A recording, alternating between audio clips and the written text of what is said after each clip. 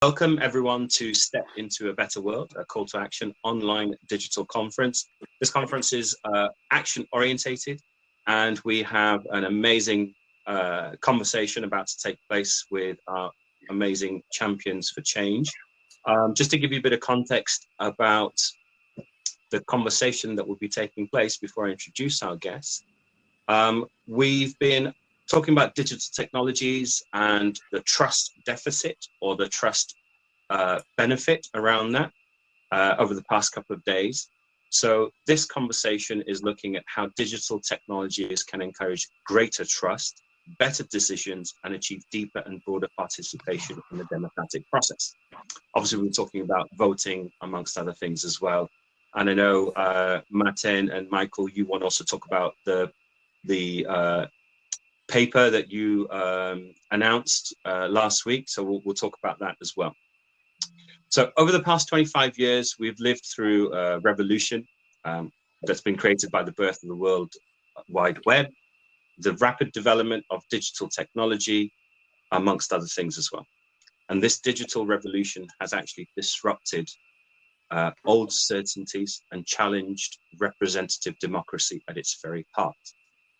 With social media sources such as Twitter, blogs, and 24/7 media, the citizen, or today's citizen, has more sources of information than ever before.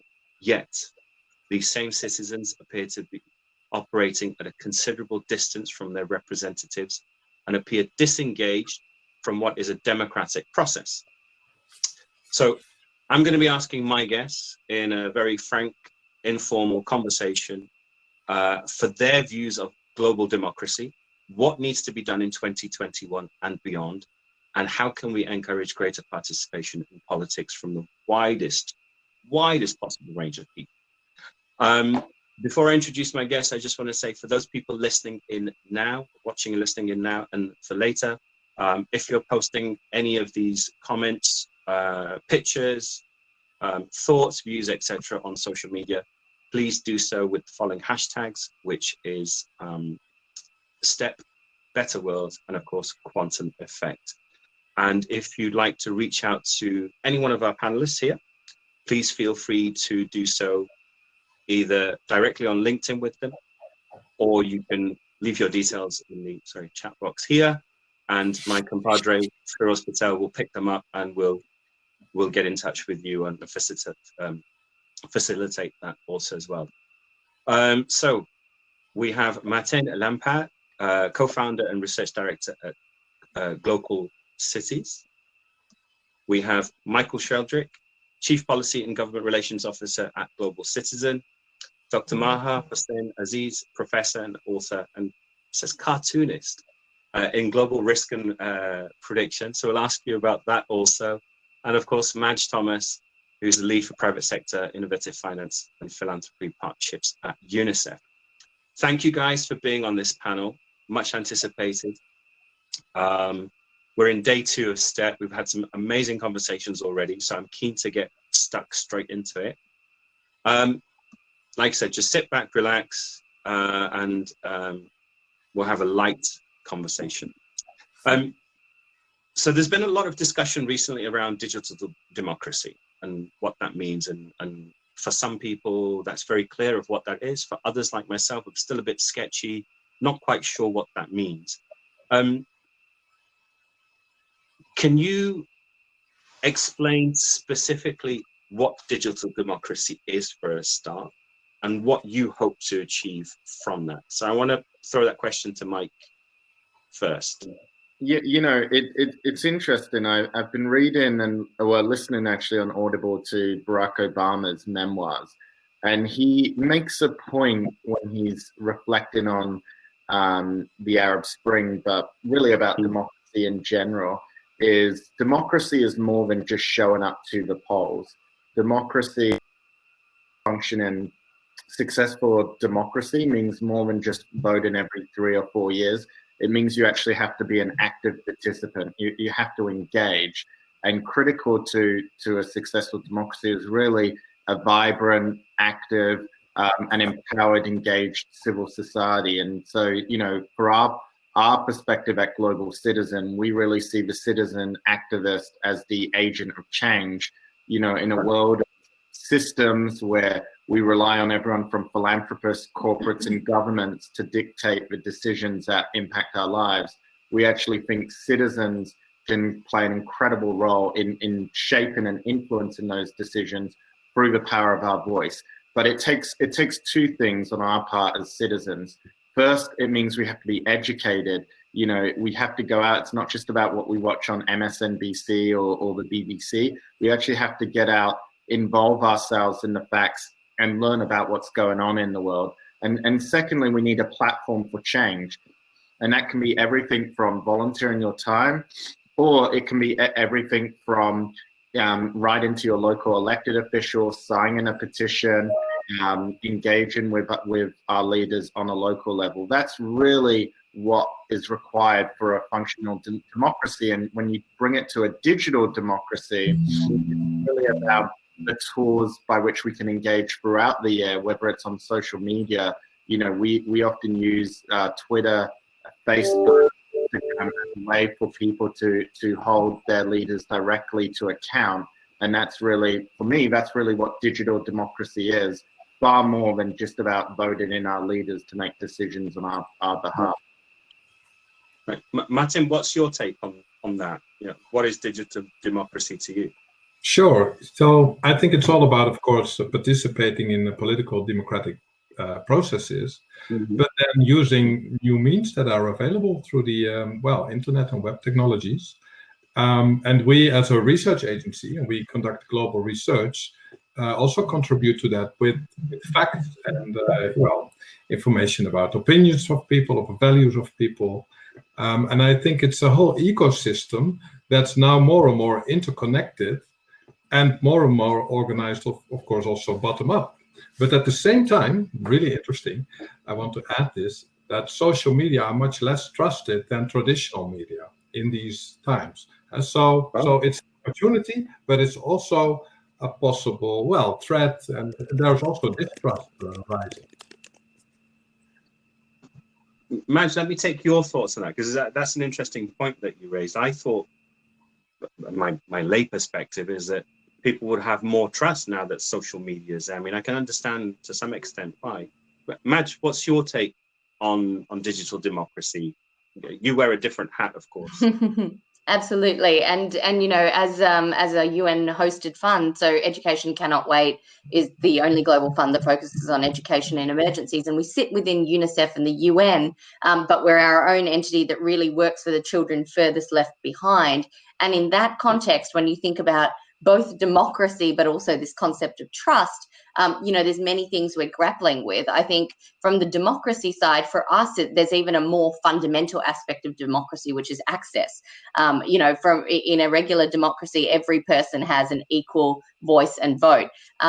In a digital context, that's simply not the case. And with 2/3 of the children and young people around the world lacking even internet access in their homes, I think the fundamental starting point for us is that we don't have a digital democracy, that you won't be able to have that until every person around the world, but in our case and what we work on, particularly every child and young person, has access to the same platform, technologies and tools that every other one does, because otherwise you don't have an equal voting populace, really. You don't have an equal voice for every person.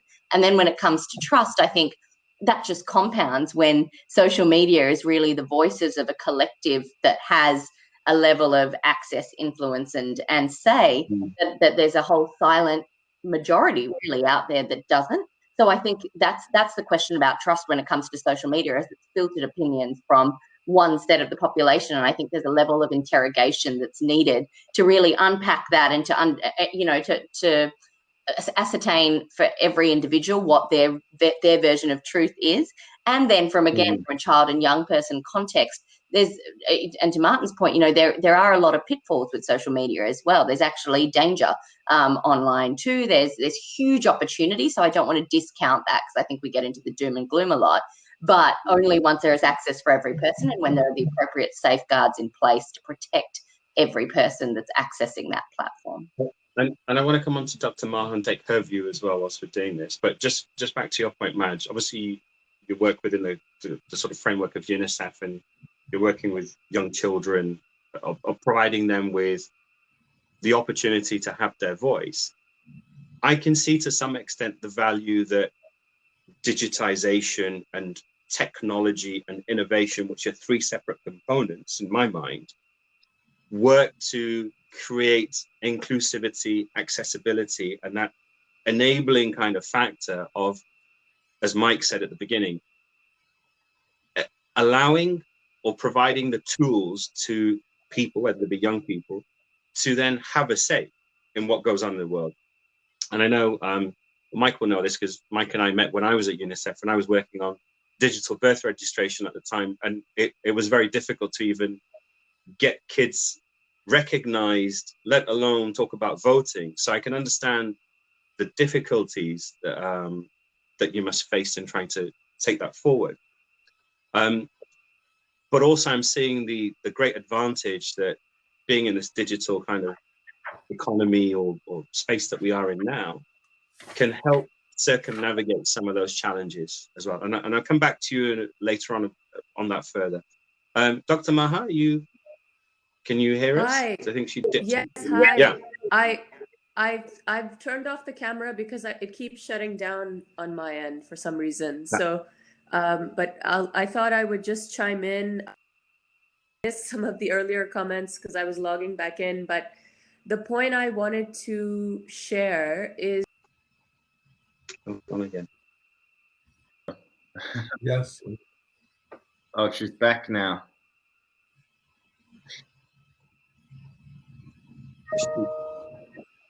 Back in? I think she's back in. Okay, well, if we lose her again, what we'll do, we'll just continue, and then she can just jump in with her comments. We can hear you, Maha. Oh, we've lost her. Okay, it's fine. We'll just wait for her to jump back in, and then we can ask her the question. So just kind of taking that a step forward. We talked about digital technologies created obviously tremendous access to information, and there's a lot of misleading information with things like fake news used a lot, and that wasn't even a phrase that was used 10 years ago, and to even intentional harmful information. And I know you guys have touched upon this slightly. I just want to go a little bit deeper. How can we manage to maintain freedom of speech whilst also creating a safer, more well-informed platform to encourage that participation that you talked about, Mike, where it's not just about showing up at the polls every 4 years? You've got to be involved in what you said, Martijn, as well. It's being active right the way through. Let me ask you, Martijn, what's your thought on that? How can we manage to maintain freedom of speech whilst all this is going around? Absolutely, it's a highly relevant question. And to that, I would like to elaborate a bit on the research that we just did together with Global Citizen, and then answer your question, because actually there are people who are carriers of trust, who are advocates of trust. Yeah. So one of the most trusted institutions globally is the United Nations. We just launched a report about that with reactions from the former Secretary General, and the current Secretary General's office also shared the study. And it shows that half of the world population say they trust the United Nations, which is much more than government in general, than parliament in general, than institutions such as NATO or the European Union even. So there's a very high level of trust in the UN, and it's around 29% of people who say they distrust the United Nations, but still this is much lower than the distrust in government or parliament. So if you then take a step back and look at the people who are the carriers of trust, there you see a lot coming together that we are speaking about now. Those are people who take responsibility, who are proud of their own country and feel global citizens at the same time. So they they transcend the dichotomy, the polarization of these times. Those people are most connected to the digital technologies. Those people who are the carriers of trust take responsibility in their own communities, are networkers, and prefer cooperation over competition. So I think freedom of speech is a very important topic to discuss. However, these carriers of trust will always have good intentions, because we see that those people are very positive in their attitudes towards many, many topics, and cooperative. And they thrive emotionally, they want to contribute, they're energetic. So in the end, of course, you can have negative influences, people trying to manipulate. You have illiberal regimes trying to fake things up. But you can never beat this half of the world population who believes in science. So I think we have to take a step back, look at areas of trust, and then only talk about topics such as fake news and all that. But maybe, Michael, we discussed this for a lot. You can add or relate to this. Well, I would just before you add to that, Mike. Yeah. I was just going to say, just on your point, Martijn, and I think it's a nice segue into Martijn, your viewpoint as well, is that in your paper you mentioned, and you just highlighted an element of that the level of trust in the UN is mirrored by the energetic or cooperative mindset of its supporters. And I get that. Yeah. And my point then transitions over to Mike, and obviously you can follow on from what Martijn had said. But you've built a global movement. So is this movement that you've got, a global citizen, what Martijn is talking about, of this energetic pool of supporters, are those a group of people who just understand the world's problems? Are they a group of people that just inherently feel a will to do good, and you just happen to be in the right place at the right time with your organization? Or is there actually something more than that that we can pick out, and that 47% that Martijn you're talking about can be increased, or the other way around, decreased, to have more meaningful trust in agencies that people like Madge work for? Yeah, no, it's from 3 people. It's an interesting question. So, if I said before that, our belief is you have all of these systems which are meant to deliver for people, be it the private sector, be it government systems. And really, the only way to ensure they're accountable to their purpose and that they deliver, my belief is for an empowered and active citizenry, right? And if you look at the media, really, that's just another system, right? And when the system works well, it should be able to deliver news, and it should be able to deliver objective facts. And when those systems fail to deliver, the only way to course correct, and this comes back to your questions there, is through an active, engaged citizenry. So no, it isn't enough just to have an engaged citizenry. You have to actually go one step before. Now, I would say there are some examples, though, fairly recently, both from our own and others, which actually show that, that 47% that Martin referenced, their ability to speak out and hold these institutions, including the media, to account. One was in the recent context of the US election.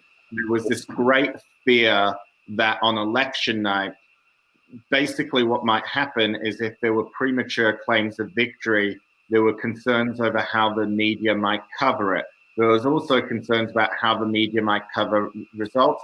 And there was also concerns, in the context of mail-in ballots coming in, and the idea that who looks like they could have won on election day may not be the end winner. There was concerns about, okay, well, some of the media actually call the election prematurely. And so we banded together with a whole host of other organizations here in America and campaigned on all the news desks, including Fox News, to basically say, no, we are not going to call the election until we are certain of who the winner is. And all of them, including Fox, actually did maintain that as a result of the pressure that they were getting from citizens and others saying, look, you've got to be responsible. Another example is in Australia, you know, media diversity isn't that high. You know, 70%, I think, of all print media in Australia is owned by News Corp and Rupert Murdoch's company. And recently there's been this whole outpouring of support. Kevin Rudd, the former Labor Prime Minister in Australia, he launched this petition. His staff actually told him not to do it because they were worried that only a few thousand people would sign on, right? And this is also a great example of digital democracy. They said, don't do it, Kevin. This will backfire because it will look like there isn't much support. It ended up being breaking the record for the most number of people to sign a digital petition to the Australian Parliament. Over 500,000 Australians signed on, which is a lot in the context of a country of less than 30 million people. That's a sizable fraction. Broke that record, and this was calling for an investigation into media diversity in Australia and the role that the media has in shaping public policy. So that's a great example of engaged citizenry and in action there. Madge, I want to come across to you. Martijn and Michael have both given some context, and we'll try and take Dr. Maha in as well, about being active all of the time. So it's not just about having access to information, whether that be through traditional media or new media or digital devices. It's all about being active and remaining active. And if we really want to see the rise of digital democracy in that sense, and Mike, you shared the article with me some time ago as well, and I think it was pretty profound. It was a milestone in understanding the whole context. I think we've taken digital democracy for granted to some extent. So Madge, my kind of point to you, I guess, is given the work you do within UNICEF and then education, have you seen that transition of active participation actually take place, given the work that you're doing, and a move towards democracy? So perhaps those young people, those young children are not eligible to vote because of their age, or maybe they're not able to. Has their voice been heard? And are people listening to them? Question, Zubair, and I think there's so many different dimensions to it. It's sort of a yes, no, maybe response. But I think, you know, part of our job is to lift up and amplify the voices of those young people as much as we can, because as I mentioned, a lot of them either don't have the access to platforms or the ability to influence, you know, to reach those same tiers of influence that we at the UN or others do.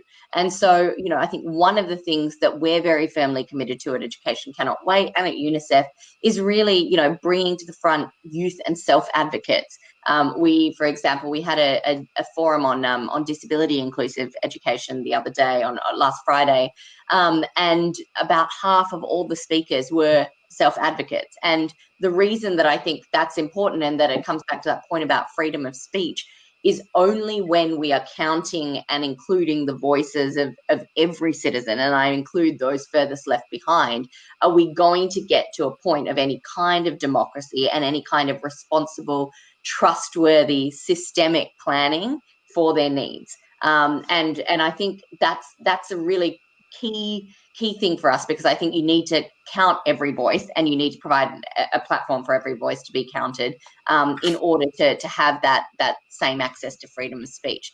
At the same time, I think digital platforms, particularly social media, are giving young people freedom of speech and a voice more than any time before in our history. And again, I temper that with the safeguards that need to be in place, but there's a huge and immense opportunity for young people that haven't been heard in that, to get their voice out there, for us as organizations to be mining, you know, the internet and all of the channels for those voices, to lift them up, and also a great responsibility with great power. I mean, even 50% is not a huge amount of trust, but with that comes a responsibility to interrogate what is being said and to filter that information in a way that maybe media outlets and others have a vested interest in doing. I think the beauty of the UN is it's meant to be, and it is impartial, and it's for the good of humanity. You know, that's what we're based on, the core principles of humanity. So I think there's a responsibility with that to filter information, to share the correct information, and to provide, and it's great with the report that Martin's doing, the facts that intel from the ground, and the very real life responses that are going to come with that are informed. So we're doing evidence-based decision making, evidence-based planning that is informed by all of those voices on the ground. And I think that whole concept of freedom of speech comes with the ability to hold governments, institutions, etc., to account. And I think that's the beauty of it, and something you can't lose, because it provides a bigger platform and access to people that have never had it before. You mentioned power and responsibility, and I was just looking at the chat box, and someone's just mentioned Spider-Man. So Peter Parker so I'm compelled to finish the quote: "With great power comes great responsibility," of course. Mike, I'm going to come over to you in a second. I just want to, whilst Dr. Maha's back online, I want to get her involved in the conversation, because I know she's got great value to add. Maha, you there? Hi. Yeah. I hope. Sorry, I keep getting logged off, but since I'm online now, let me just offer my 2 cents. I think this is some great discussion. I think it's important to reflect on A, how are we defining democracy, and B, also recognizing that we've seen a crisis of political legitimacy, where citizens armed with tech have challenged both democracy and non-democracy.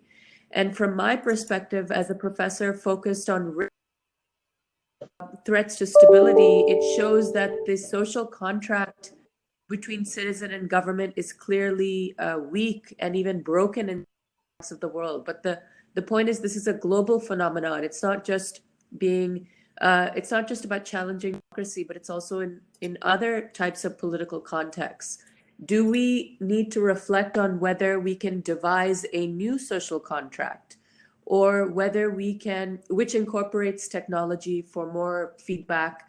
I also want to reflect on whether there is this long-term debate about whether democracy is the best system. And I think that's become even more relevant in the last few years, even before President Trump.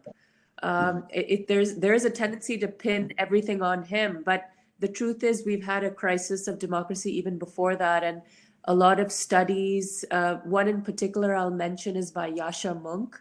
He's now at Johns Hopkins University, and in his research in the US and across Western Europe, millennials, youth don't seem to care as much about having a democracy, which is a concern. And I think it is interesting to have observed the last few years the emergence of the non-state actor, right? We do see citizens armed with tech trying to influence governments more. We also, as I explained in my book, Future World Order, and the comic book, which you mentioned earlier, The Global Kid, we've also seen another type of non-state actor try to fill the policy gap, and that's the activist tech billionaire.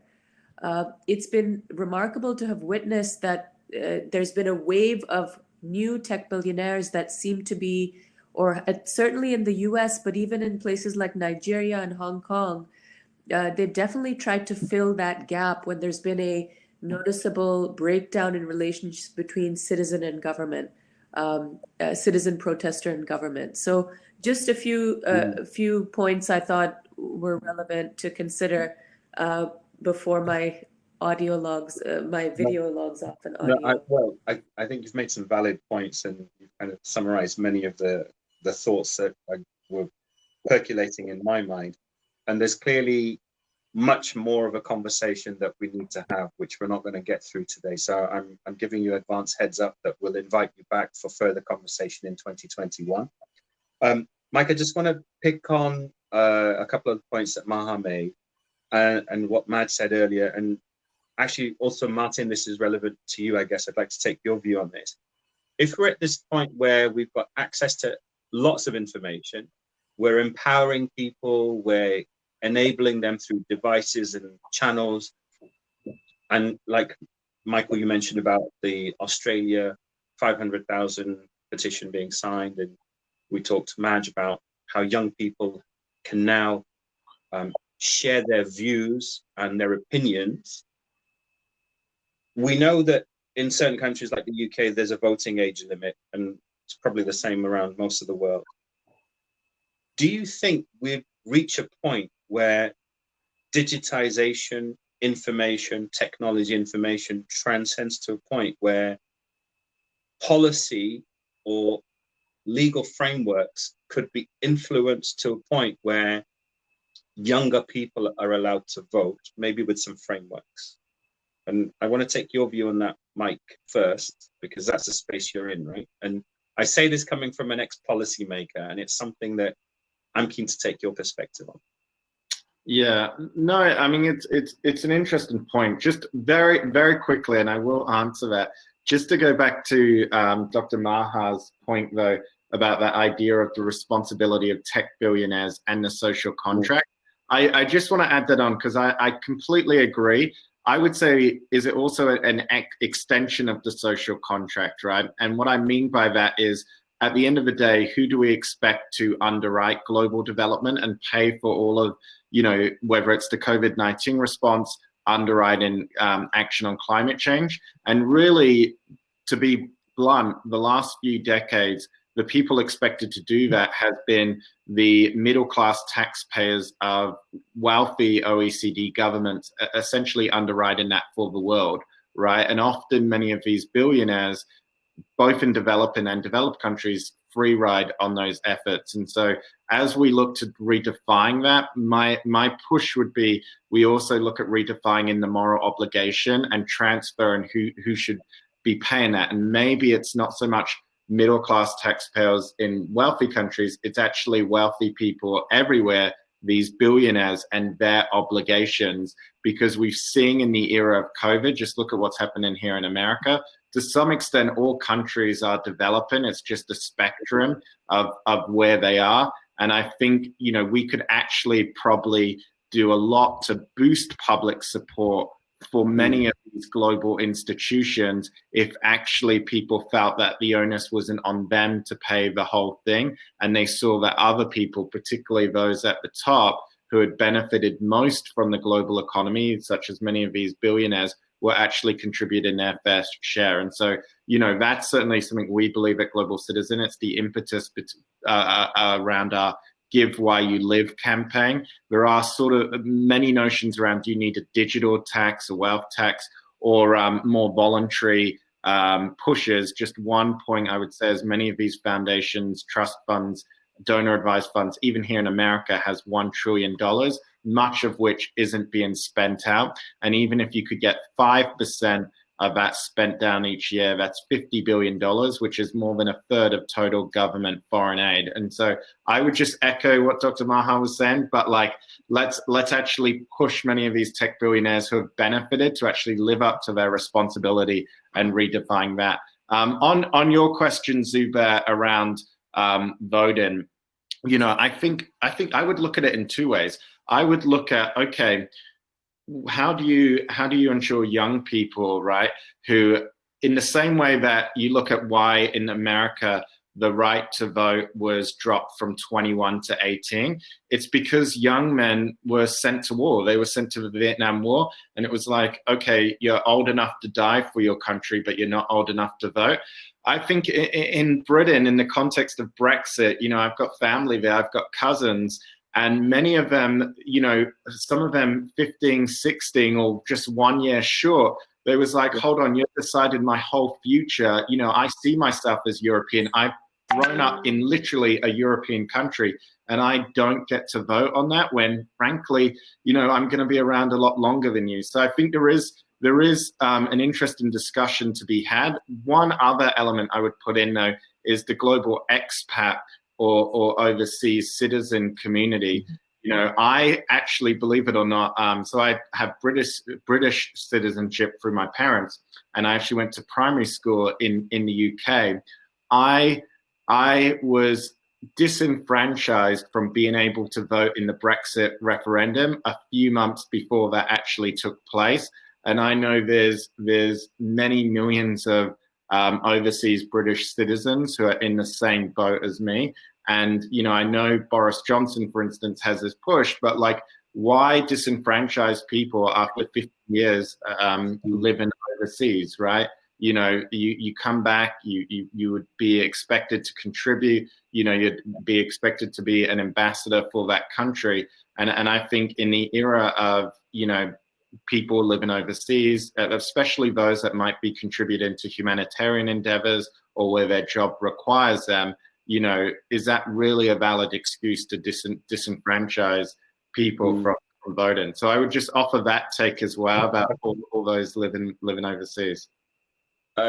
Just before I move across to Martijn, Michael, I'm keen to know, and you can put this in the chat box, what was your favorite school dinner? Because if you've grown up in the UK, you'll know what I'm talking about. Martijn, what's your take? Do we think that we need to drop the voting age? Like, Michael's given a pretty strong argument for it, right? Yeah.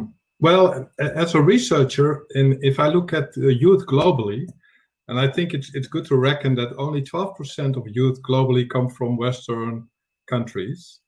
And we do a lot of research also in, of course, the developing world. And there you see, and of course, the Gen Z is the largest and best educated generation until now that ever lived on this planet. So they're really motivated, educated, and now connected. So yeah, of course, I think this age could be lowered, but at the same time, if we look at people 18 to 24 years old now, they are the most trustful of the United Nations, whereas they have in their life experienced only the shortest time of the United Nations because they're only 18 to 24 years old. So I think we can have a lot of trust in these people, and we need to facilitate them. And they are also the ones that transcend the polarization between nationalism and globalism that's now paralyzing within and across countries for a lot. So yeah, I think we have to realize that in order to get to them and to have them participate, we really need to connect with their lifestyles, their outlook on life. And we did some really fun analysis. And we looked at young people who liked science fiction movies. And then if you make the matching analysis, you see that they like the Sustainable Development Goal of clean energy. And what do you see in science fiction movies? You see UFOs flying around, not polluting. Yeah. So we have to tap into the imagination. You see young people who are fans of Beyoncé. They resonate with the SDG gender equality. Yeah. Young people who are fans of Pope Francis, a whole different person and audience, they care about ending hunger or taking action on climate. So I think we have to really envision the way politics works and the way we want to embed politics in everyday life in a different way. We have to tap into their lifestyles, their outlook on life, and their motivations to participate. And I think the digital world offers, and also the digital platforms that, of course, Facebook is the largest now. Yeah. And you can make these matches between those lifestyles, sustainable development goals, political issues, not only for manipulation purposes that we just discussed. It's the best educated generation ever, so you cannot fool around with them, not with the majority, but you can use those platforms to really connect with them, to resonate with them. And I think there's a lot of potential, and that's what we facilitate also with our research. That sounds amazing, and I'll come back to you. I have a question for you. Maha, I want to come across to you before I come back to Madge. Because you work in prediction and risk analysis also from a slightly different context. If we were to lower the age of voting, because clearly we're seeing that the next generation understands the global issues perhaps better than us, but certainly clearly understands it at an earlier age than what we understood. They have conviction. Obviously, I'm generalizing. what they need to achieve. They have access to resources like we didn't have before.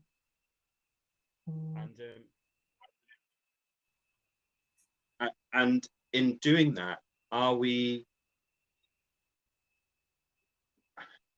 So looking at all of that in context, my kind of statement of question to you, I guess, is if we go down the we want to leave no one behind, it should be all inclusive to everyone, everywhere, be part of the conversation, be part of shaping your own future.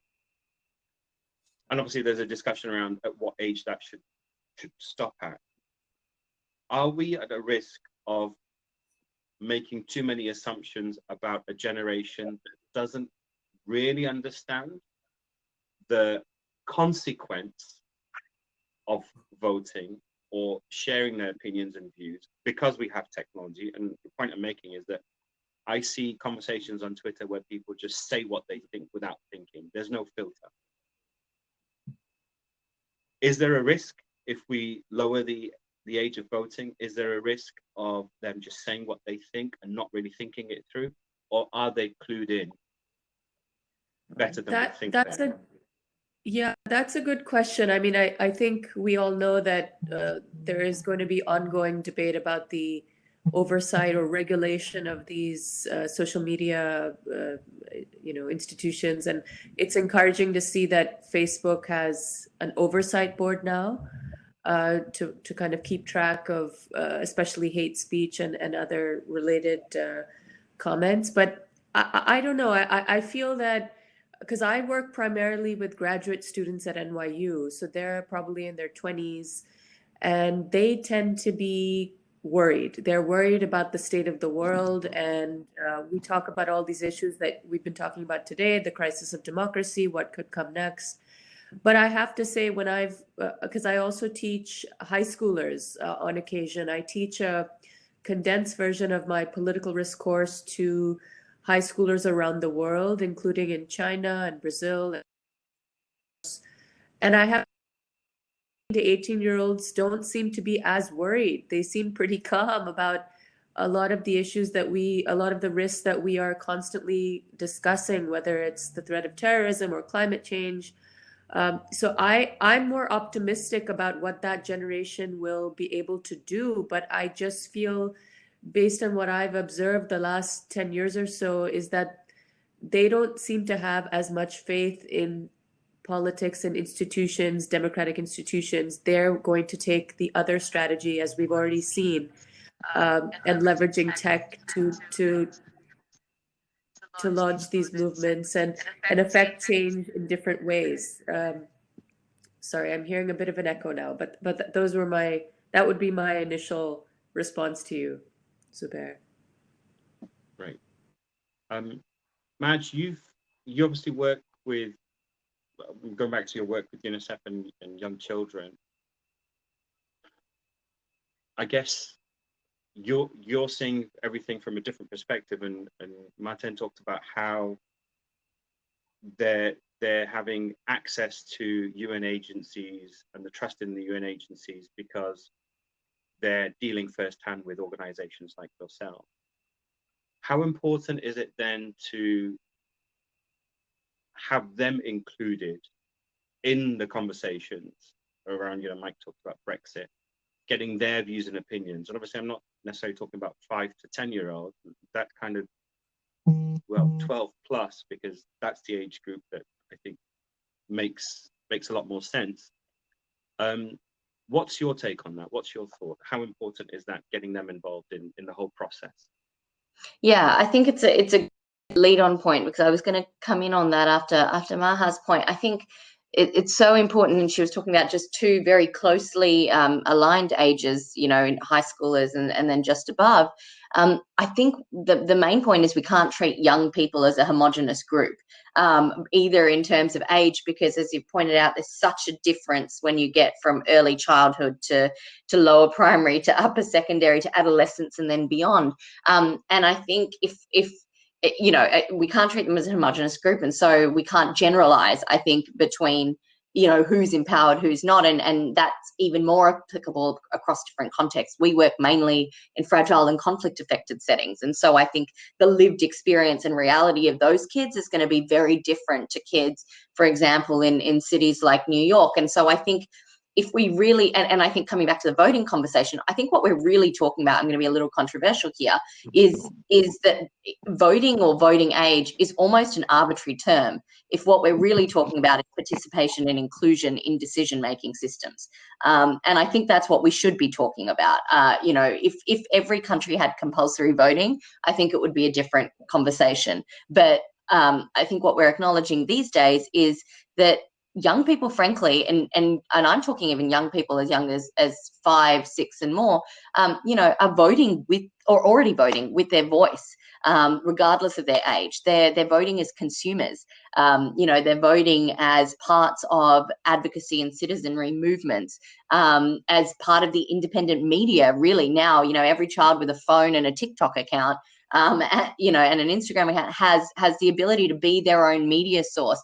Black Lives Matter and March for Our Lives, they show us how children are documenting, you know, live events and real life events in real time and in their own voices, in their own ways. You know, Fridays for Future is a way that children are using the only capital they have, their time in school, while they don't maybe have a formal vote, to vote against, you know, climate change. So that is a way. I think there's so many ways right now that young people are fighting to use their voice, and to participate in decision making, to be included in the decisions that affect them. That I think it's, you know, coming back to that point of responsibility, it's incumbent on organizations like us and like governments and like businesses to hear those voices. I think consumers, particularly for the business community, are a really, really important commodity. And they're going to need to start listening to what they want. I think it's why you've noticed advertising change just in the wake of Black Lives Matter, because frankly, companies need to be responsive to their full range of consumers in order to keep making the profits they are. And I think the same will apply to government. So I would just say that, you know, because most countries don't have compulsory voting, I think the wealth capital for young people, and getting increasingly younger and younger as I think technology gets out there, is knowledge, is the knowledge that they need to make informed decisions now and in the future. And so for us, and particularly my organization, educating these kids, getting the right knowledge right to their fingertips for when they make those decisions. And even in the worst context, many families have a smartphone. So getting the right knowledge to their fingertips for when they need to make the decisions, and as they're forming their opinions that will eventually let them make those decisions, is critical. And uneducated kids are prey for non-state actors, coming back to that discussion, Boko Haram, ISIS, you know, they are preying on people that aren't educated and can't make those informed decisions and don't have access to that capital of information. And I guess, yeah, just on that point, I guess social media channels or providers then have a greater responsibility, as you articulated, but perhaps more accountability on the information they share. I guess what I'm sensing from everything that all of you are saying is that it's definitely the era of non-state actors to play a role in shaping governments, and you know, I'm seeing that more and more as we're having our discussion. And the 2010s showed a crisis of political legitimacy. You talked about even pre-Trump era, and for us here in the UK, pre-Theresa May. It seems that we've lost faith in many parts of the world in our own government. So this way, a tech-armed citizen, and even the tech billionaire that Michael you mentioned about, has got a greater role in influencing politics. So I guess closing statement: tough time to be a politician, right? So we're actually almost at the end of our session. As I said earlier, the conversations do not stop here. We will continue these on. Obviously, for today's conference perspective, we've got to call it a day. And just before we kind of wrap up things, just really one quick question, or two quick questions. Well, one's related to this and one's just an overarching general one that I like to ask everyone that I talk to. Do you feel that we are at a point where we to push greater global digital democracy? Or is it just still conversation? So start with Maha first. Is it still hypothetical, or do we feel like it's going to happen?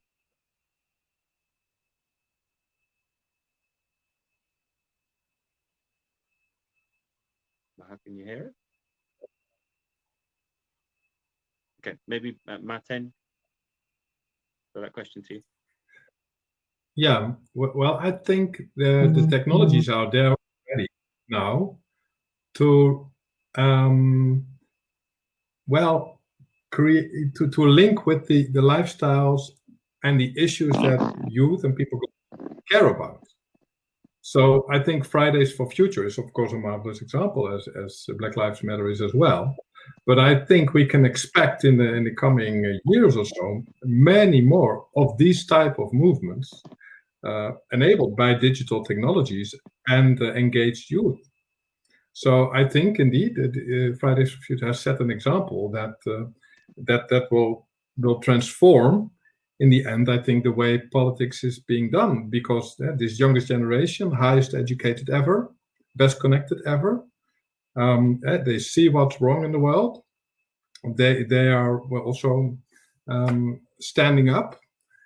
Yeah, I think, and many corporations actually want to connect with them as well, and then they define their higher purpose. And sometimes there are debates, of course, around that, because are they authentic or not? But those are really good discussions, and I think we're witnessing only the start of that now.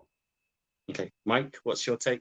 I would say, and this has been a great conversation. I would say there's almost three avenues the way the world could go, right? And one is essentially to reform the systems to make them more inclusive, and that's kind of what you were alluding to, Zuba, about the idea of do you change restrictions on the age to vote? And there's all sorts of proposals. You can do an arbitrary blanket. Okay, we're going to drop it. You can say, okay, on decisions which are going to affect future generations, like Brexit, or even when we're voting on climate change policy, existential views, things that affect our children, grandchildren, we're going to allow them to have a say.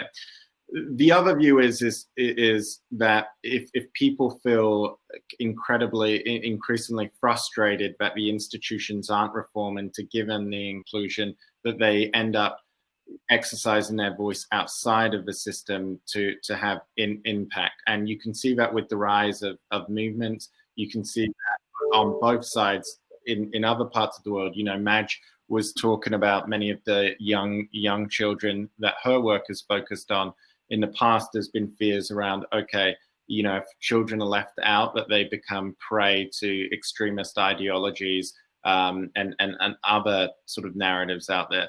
But there is another view, and that is that really it could be about our systems, but is it actually also about the active citizenry to engage in debate and change from within those systems and change the policies that affect us? And can those institutions still work? Can they still be dictated and guided and responsive to debates based on objective fact? Because many of the issues we've dealt with in the last decade, from the pandemic to populism to misinformation, we've dealt with many of these issues before. Economic depression, they're not necessarily new phenomenon. And just I'm always an optimist. Just as I guess one story to share is actually in Switzerland, and this isn't necessarily an example of digital democracy, Zubair. It's more, I guess, traditional democracy, and Switzerland does it so well in terms of going back centuries, their form of direct democracy.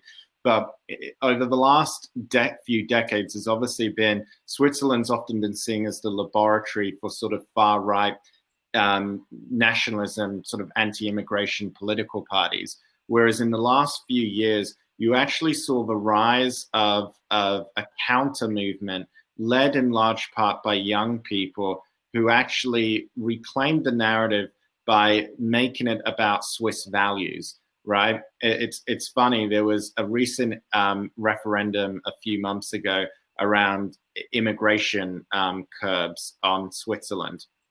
And the leader of the party, I think it's the largest now represented party in Switzerland, one of the far right parties, the SVP, you know, he commented over the last few years how they were winning all of these anti-immigration proposals. Then all of a sudden they started losing them. And he said the reason why is because this Swiss concept of rule of law and what is fair, these young people decided to reclaim the narrative. And the leader said, you know, all of a sudden it was all about immigration and we were winning. Then it became about the rule of law and Swiss values and we were losing. And again, the most recent proposal, Swiss people voted overwhelmingly to reject sweeping immigration curbs that would have been enacted. And so I think there are stories there of, again, young people and others, you know, campaigning and using traditional methods to tell a story, to tell a narrative in which, you know, can find traction and can push back on many of these, you know, populist, nationalist narratives that we see, you know, based on fear or misinformation. Yeah. So anyway, that's just a more hopeful story to end. Fantastic. Madge and Maha, what's your thought and what's next for digital democracy? Where do we move from here? Yeah, look, I mean, for me, you know, things left the station to some extent, and the aim is for all of us to catch up as far as we can and make sure that we get the same, as I mentioned right at the start, the same access and access to those platforms and to that digital medium that everyone has. But I think in that, in terms of the where to from here, I think the trick is also not to forget, you know, not to be too simplistic about it and think that is the only outcome for democracy. That is the only outlet either. I think that, you know, as Mick just mentioned, there's so many other ways for young people particularly to reclaim the narrative, for us to make decisions, to hold our leaders and our policy institutions to account. I think this needs to be one big tool in the arsenal, and we certainly need to make sure everyone has access to that same tool. But we need to maintain also those traditional forms of accountability, of you know, regular voting, of holding our leaders to account, and frankly to make information available out there to allow everyone to make the decisions they need to, and in whatever form that takes, because some people aren't being reached by the same tools as others. Yeah. Maha, what's your take for digital democracy? Sure. Well, I think we should be optimistic about the future because our political systems are evolving, right? Mm-hmm. And influence of these non-state actors, tech-armed citizens, including youth, and even, as we said, activist tech billionaires. I think this is positive. To what extent governments allow this to continue is a separate issue. In some contexts, in some countries, when citizens have staged protests, as you are maybe aware, governments have clamped down on the internet. And I think that is going to be a trend that we need to observe. And related to that, we didn't talk too much about COVID-19, but the reality is, even with the vaccine, the effects of the pandemic are going to be felt for a while. And I imagine we're going to see a continued crisis of political legitimacy, where citizens are going to be more frustrated and more present with these movements because they're feeling that their governments are falling short of economic policy and the long-term effects of the pandemic. So, of course, we should be optimistic, but there is a lot of work to be done. Indeed. Okay, so before I ask my curveball question, my stocking filler. And in the spirit of the conference, I want to ask you all, while we've got people listening in, and there may be investors, donors, funders, entrepreneurs listening, policymakers, all types of people. What do you need, and what type of partnerships are you looking for? So I'm going to start with you first, Madge, because I know you know exactly what you need, where your gaps are, and who you need them filled from. Thanks, Hubert. No, I mean, from our perspective, one of the big things we need is that variety of partners. We need everyone from companies to governments as donors and as co-collaborators and creators with us at the table to create a better system, a better infrastructure, and better education for every child out there. So for us, we've got, from Education Cannot Wait side, we've got an ambition of raising $400 million in the next 3 years to educate all of the 75 million children. That was before COVID. Now 127 million post-COVID that are in the furthest left behind context, and a huge priority of that is going to be digital connectivity and learning. So that's what we need. Join up with us, and please reach out if that's a level of partnership you're interested in, because none of us have the solutions alone. I think the key is that we need to work together and do it for all the kids in the next generations to come. Excellent. So if anyone's got 400 million who's listening, you know where to go. Mike, what's your wish list for Christmas?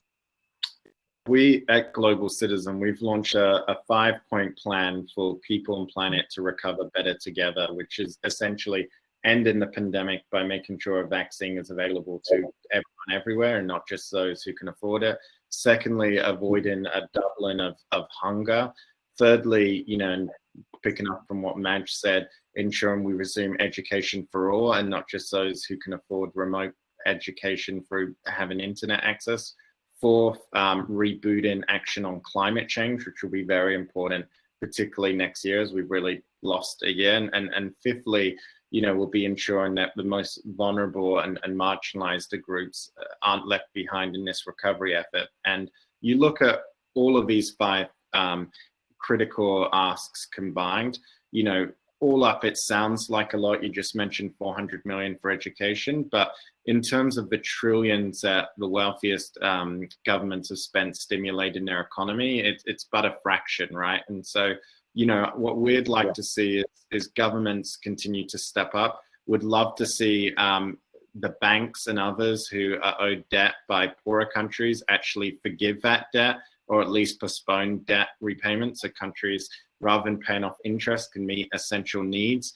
And finally, both the corporate sector, because we're not going back to normal until we end the pandemic for everyone, but also, those, again, coming back to the point Maha set us on earlier, really would love to see the most wealthiest individuals in our global society step up and at least contribute 5% of their wealth per annum to contribute not just to recovering better together, but ultimately getting us on track to achieve the SDGs, because, there's many of us in the world, and it's not a lot, but it could make a world of difference in terms of ending extreme poverty, reducing inequality, and ending climate change. So we'd love to see the tech billionaires commit to give while they live.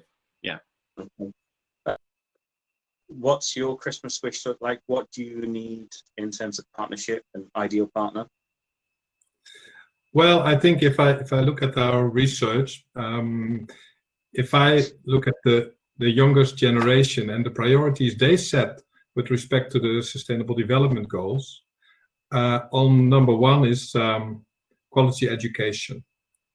And they see really the value of it, and that it all starts there. At the same time, in our surveys, we also see that more than 80% of the world population call upon billionaires and on ultra-wealthy people to contribute to realizing the Sustainable Development Goals. So that's in line with the earlier comments. People see the huge inequalities that are here in our world present. And lastly, what I would wish for this Christmas is that we actually become the generation that Nelson Mandela called for in his famous "Be the Generation" speech, because I think now we are in a crisis that, well, hasn't been predicted, of course, for ages. It's really tough times, but we still have the digital technologies to enable us. And I think if we are all ourselves a part of that generation that ends extreme poverty, and that we work together in the spirit of the United Nations, so not necessarily competing with each other, but cooperating. And that's what I found encouraging to find in our surveys, that there are a lot of people out there who are willing to contribute. And well, we have to find the channels to reach out to them and to connect with them. And I think the digital world, digital democracy, is the most enabling factor of these times. So it's a huge crisis, but also a huge opportunity. Excellent. Maha, what's your wish for partnerships in your area of work? Ideal partner.